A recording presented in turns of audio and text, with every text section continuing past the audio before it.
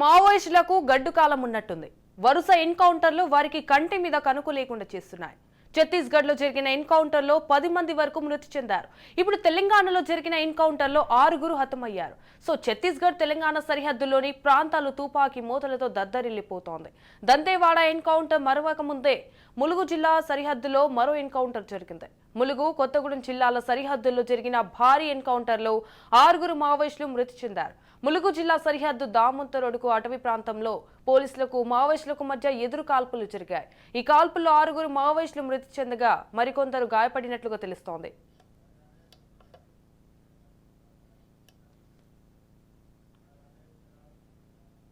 రెడ్డిగా దీనిపై మరింత సమాచారాన్ని మా ప్రతినిధి సతీష్ అందిస్తారు.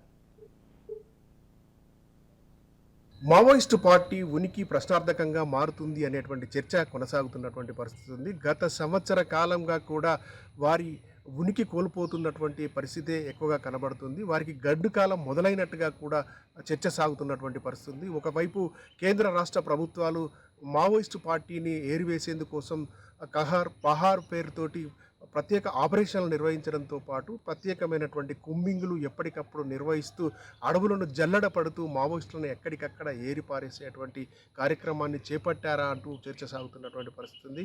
అటు పోలీస్ శాఖ, అటు కేంద్ర రాష్ట్ర ప్రభుత్వాలు చేపట్టినటువంటి మావోయిస్టుల ఏరివేత కార్యక్రమం అటు మావోయిస్టు పార్టీకి పెద్ద ఎదురుదెబ్బగానే చెప్పుకోవచ్చు. ఒకవైపు జనవరి నుంచి గనక తీసుకున్నట్లయితే దాదాపు ఇప్పటి వరకు 156 మందికి పైగా మావోయిస్టులు మృతి చెందినటువంటి పరిస్థితి నెలకొంది. ఒక ఏకకాలంలో ఇప్పుడు మొన్న జరిగినటువంటి బుధవారం బస్తర్లో జరిగినటువంటి ఛత్తీస్గఢ్ బస్తర్లో జరిగినటువంటి ఎన్కౌంటర్లో 10 మంది మావోయిస్టులు మృతి చెందగా ఈరోజు ములుగు జిల్లా కొత్తగూడెం సరిహద్దుల్లో జరిగినటువంటి ఎన్కౌంటర్లో తెలంగాణ రాష్ట్రం చేపట్టినటువంటి ఎన్కౌంటర్లో 6 మావోయిస్టులు మృతి చెందినటువంటి పరిస్థితి నెలకొంది.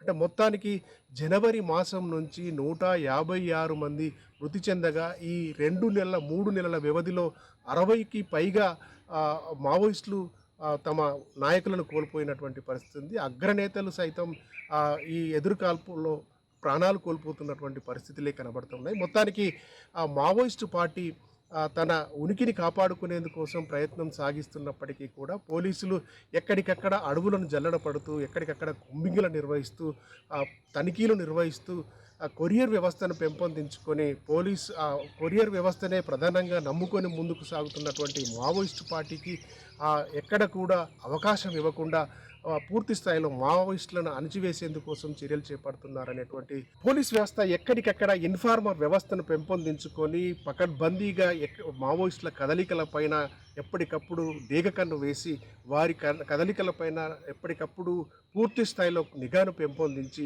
వారిని మట్టుపెట్టేందుకోసమే చర్యలు చేపడుతున్నదా అనేటువంటి చర్చ కొనసాగుతున్నటువంటి పరిస్థితులను చూస్తే కూడా అదే కనబడతా ఉంది.